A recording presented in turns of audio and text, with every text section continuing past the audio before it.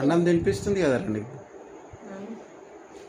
మరి నాన్నని మంచిగా చూసుకుంటావా ఇంటికి పోయిన తర్వాత, కట్నపల్లి పోయిన తర్వాత? సతాంచుతావా? మరి నాని ముసలాం అయిన తర్వాత అన్నం తినిపిస్తావారా నానికి? ఇప్పుడు నువ్వు ఎట్లా తినిపిస్తున్నావు అట్లా?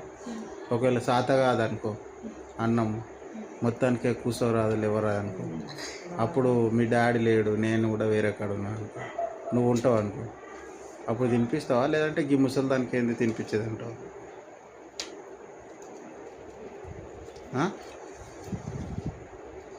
అటు నీళ్ళు తాగుతావా?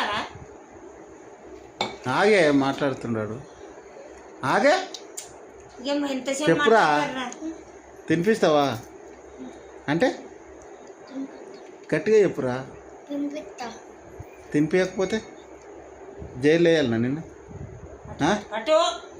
సరే, ఈ వీడియో ఎందుకు పెట్టిందంటే ప్రూఫ్, ఇది దాచిపెడతా.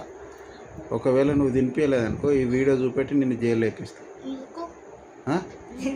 నువ్వు అన్నం ఆమెకు తినిపించకపోతే మళ్ళీ రిటర్న్. సరేనా?